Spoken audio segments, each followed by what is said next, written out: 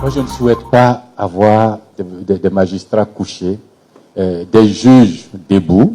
Oui, les procureurs, on les rend forts, on les envoie des tribunaux partout, pas seulement à Abidjan et puis quelques villes dans lesquelles il y a des cours d'appel, mais il faut dispatcher davantage. Et puis les cours suprêmes, il faut les délocaliser aussi et puis en faire des régionales pour que le justiciable, les dossiers ne traînent pas à longueur et longueur. Ça n'est pas favorable aux affaires.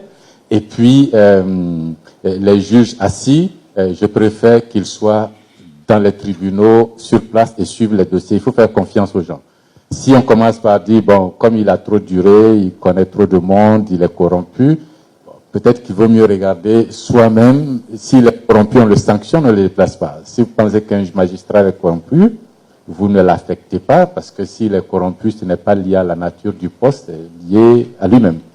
Que vous le mettiez à Korogo. Pour éviter qu'il soit corrompu. Que ça arrive dans ce cas, dans ce cas, vous prenez les dispositions pour qu'il soit sanctionné. Parce qu'un corrompu, vous le déplacez, vous déplacez la corruption. Hein.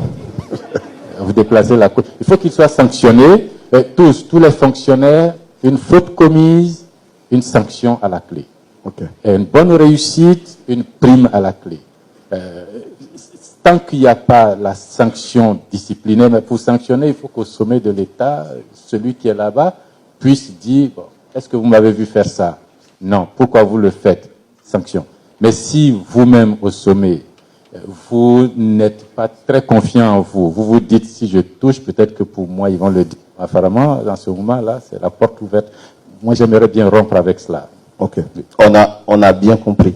Alors, on va donner la possibilité au public de poser des questions. Il y a une main dans le fond là-bas. Sur ce sujet bien précis. Bonsoir, monsieur le professeur. Bonsoir. Moi, c'est Eric Meba. Ma question est relativement à la bonne gouvernance. Oui. Vous étiez ministre de l'économie, du budget, et je pense que la corruption en Côte d'Ivoire date depuis longtemps. Depuis toujours. Depuis toujours. Et en qualité de ministre du budget, éventuellement de l'économie et des finances, dont le trésor et d'autres fonctions publiques sont rattachées, quelles sont les actions que vous avez menées pour aujourd'hui parler de la bonne gouvernance? C'est une vaste question. Alors, j'ai premièrement travaillé à la sécurisation des recettes de l'État. L'argent qui rentre, vous avez pris le cas du budget et de l'économie, donc je vais m'en tenir à ces deux éléments-là d'abord. L'argent de l'État qui rentre, d'abord, il faut que tout rentre. Et puis, une fois que c'est rentré, il faut que ce soit sécurisé. Et pour que tout rentre, je me suis permis de regarder au-delà des chiffres qu'on me présentait. Quand je prends les chiffres douaniers, les chiffres d'exploitation, et que je vois qu'il y a des gaps qui ne me paraissent pas clairs, en tout cas que je ne peux pas comprendre, je fais des enquêtes. Et au terme des enquêtes, je découvre qu'il y a des gens qui ont des comptabilités multiples, et puis je m'assure que c'est fondé.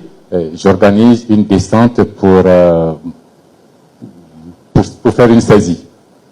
Et puis après la saisie, je fais l'enquête, je dépouille et je découvre qu'effectivement, dans leurs ordinateurs, dont je casse le mot de passe, ils ont 4-5 comptabilités. Et il y a une pour la douane, une pour les impôts, une pour le conseil d'administration, une pour la famille qui exploite et puis une pour les banquiers. Et puis je demande des comptes. Ça, je l'ai fait. Bon, manque de chance pour moi, quand j'ai rassemblé tous ces dossiers que l'agent judiciaire du Trésor s'est présenté devant la justice avec tout ça, ça a tourné, et tenez-vous bien, j'étais ministre des Finances, mais il s'est trouvé des magistrats en Côte d'Ivoire pour dire que non, il y a un non-lieu. C'est fini, c'est bon. Affaire classée. Et vous n'avez pas poursuivi en tant que ministre des Finances? Vous avez le pouvoir pour aller parler au président. Je suis parti du ministère des Finances pour l'Assemblée nationale. Ça ne se règle pas au niveau du président de la République. Les magistrats sont indépendants. Les magistrats ont regardé le dossier et puis ils ont dit, le ministre a attrapé des gens, il nous a déposé ça, il a dit que c'est pas bon, et nous on pense qu'il a tort. Bon. J'étais ministre des Finances. Et puis ça, c'est pour la sécurisation. Et je peux vous dire que j'ai fait autant de choses comme ça. Je vais regarder les gens au travail. Et je me suis rendu compte d'une chose, c'est que nos fonctionnaires des impôts, qui sont des gens brillants, bien, on a un système déclaratif. C'est-à-dire que moi, je suis aux impôts, j'attends dans mon bureau que vous, là-bas, vous avez une maison ou une entreprise, que vous veniez me voir pour dire, bon, M. Koulibaly, voilà, j'ai une villa, le temps de mon temps, et puis voilà les loyers que j'encaisse et j'enregistre. Moi, je vais rompre avec ça. Le fonctionnaire des impôts doit devenir un percepteur. Il porte sa cravate s'il le faut, et puis il rentre dans le quartier. Qui est propriétaire de quoi? Qui a quelle machine? Qui a quelle maison? Qui doit être contribuable? Il recense tout le monde et il fait payer tout le monde. Tout ce qu'ils doivent payer. Je n'attends pas dans le bureau. Si je le fais, je peux vous assurer, c'est pas parce que les populations aiment frauder, hein, parce que c'est pas simplement ignorance. Je connais beaucoup de gens qui me disent, mais moi j'ai des maisons à Abidjan, mais bon, je paye pas l'impôt foncier, hein. Et d'ailleurs, vous prenez le budget 2019, la ligne impôt foncier, là, vous verrez pas de chiffres là-dessus. Pourtant, nous tous, nous voyons des maisons qui poussent partout. On va chercher l'argent, on sécurise. Côté dépenses, qu'est-ce que j'ai fait? Pendant le temps où j'y étais, là aussi, j'ai rationalisé les dépenses de l'État. C'est-à-dire qu'en Conseil des ministres, mon collègue ministre arrive en disant, bon, cool, j'ai une mission en Belgique, pour une semaine, on va à 8. Et je regarde, la mission, est-ce qu'elle est ministérielle? Non. Est-ce qu'un DG peut pas y aller? Bon, si un DG va, cher collègue, c'est pas la peine que tu y ailles. Il faut laisser le DG partir. Et puis, il y a combien d'ateliers là-bas? Est-ce qu'on a besoin de 8 personnes? À 3, ils peuvent aller. Bon, alors, le DG, 3 personnes, pourquoi une semaine? Est-ce qu'on gagne sur le billet ou est-ce qu'on gagne sur les frais de séjour? Et puis, je coupe et je lui dis, voilà, moi, je signe si ça s'est rempli. Parfois, ils ronchonnent, mais je signe pas. S'ils sont d'accord, le ministre du Budget ou le ministre des Finances, c'est un homme puissant au gouvernement. Okay. Et puis, je signe, ils s'en vont. Par contre, vous n'avez pas changé le type de voiture, parce qu'on continue à avoir les grosses voitures, plaques jaunes. Les voitures... Même avant le temps, il y avait ça. Il y en a eu toujours en Côte d'Ivoire. Mais... vous savez, je suis maire d'Azadié. Il était inscrit au budget l'acquisition d'un 4x4 pour le maire pour 25 millions de francs CFA.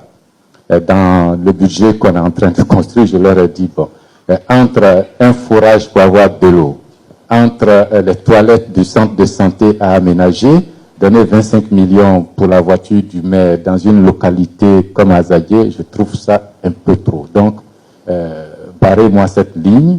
Et puis augmenter la ligne du forage de l'eau. Pas demander une Fiat. Pour le moment, il n'y a même pas de voiture, même pas de voiture inscrite. Et Dieu merci, j'ai une voiture, je l'utilise. Mais c'est pour vous dire qu'au niveau de l'État, il y a des restrictions à faire. Déjà, la taille du gouvernement, je trouve que pour un pays comme la Côte d'Ivoire, on peut faire des efforts. La taille du gouvernement, le niveau de vie de l'État, on peut faire des efforts. Si vous donnez le signal comme ça, après, si vous demandez aux populations de faire quelques efforts, les gens vous écoutent. Okay. Merci pour ça. On va prendre une dernière question. Première chose, quelle est votre appréciation de la gouvernance publique dans notre Côte d'Ivoire? Comment vous l'inscrivez dans le futur, dans sa participation pour les Ivoiriens, mais également pour l'intégration régionale? Et quelles sont les mesures concrètes, les engagements concrets que vous pourrez prendre pour l'assainir? Donc quand je dis l'assainir, ça veut dire que je m'inscris tout de suite parmi ceux qui pensent qu'elle n'est pas saine. Et je m'arrête là. Bon. Je ne vais pas polémiquer sur les 2-3 premières questions. Je prends votre appréciation comme étant l'appréciation standard. Vous me demandez mon opinion sur la gouvernance. Vous dites qu'elle n'est pas saine, je ne vais pas vous contredire, disons qu'elle n'est pas saine. Je partage. Comment je m'inscris pour l'avenir? Il faut l'assainir. Et la moralisation de la vie publique, à mon avis, commencera par le président de la République lui-même. Vous ne pouvez pas demander aux populations de faire des efforts. Vous ne pouvez pas moraliser le policier ou le douanier ou le magistrat ou le professeur dans les classes avec ses sujets d'examen si vous-même, vous ne lui donnez pas l'exemple. Donc il va falloir que Coulibaly, président, soit exemplaire. Et ça, je pense que je peux l'être, en tout cas du moins, même si vous ne voulez pas regarder le passé, je peux vous assurer que mon appréciation, c'est que je l'ai été. Maintenant que ça, le président va donner l'exemple, alors il va falloir qu'il fasse aussi des exemples. Il va falloir faire des exemples. Il est intolérable que des gens détournent des fonds publics, traficotent sur les dossiers de justice, sur les procédures judiciaires, sur la bonne gestion des affaires de l'État, et qu'on en fasse après, qu'on leur fasse après des promotions. Je trouve ça très très mauvais pour la gouvernance. Pour moi, quelqu'un qui gouverne les affaires de l'État, s'il est prouvé qu'il a mal agi, je ne le déplace pas de son poste pour lui donner un poste encore plus grave, disons. Je le sanctionne. Mais pour sanctionner, il faut que moi-même, je sois modèle. Donc les deux éléments vont aller ensemble. Quand je me projette, je me dis, il va falloir, mon gars, que tu renonces à beaucoup de choses. Il va falloir que tu rompes avec le comportement des présidents de la République habituel, que tu sois très austère, que tu sois généreux, bien sûr, mais austère, que tu ne joues pas avec les affaires publiques et l'argent de l'État. En ce moment-là, tu auras l'autorité morale suffisante pour sanctionner tous ceux qui vont oser, y compris dans ta famille biologique ou politique. Ça, c'est l'engagement, et je crois que partout où je suis passé, je l'ai fait comme ça. C'est vrai que ça ne plaît pas toujours. Beaucoup de gens me disent, bon, on t'aime bien, cool, mais avec toi, là, on ne pourra pas manger, parce que vraiment, ton histoire, là, est trop compliquée. Le pays, là, on mange, toi, de toute façon, tu parles, là, c'est pas bien. Il faut que les Ivoiriens se mettent dans la tête que s'ils cherchent quelqu'un qui s'engage à faire du propre dans leurs affaires collectives, je ne touche pas les affaires individuelles, je ne touche pas les affaires particulières des familles, des entreprises, ça c'est pas mon affaire. Ce qui m'intéresse, ce sont les affaires publiques de l'État. S'ils cherchent quelqu'un capable de le faire, bon, il ne faut pas qu'ils cherchent longtemps, moi je suis disponible. C'est eux qui vont refuser, sinon moi je suis disponible et je peux le faire.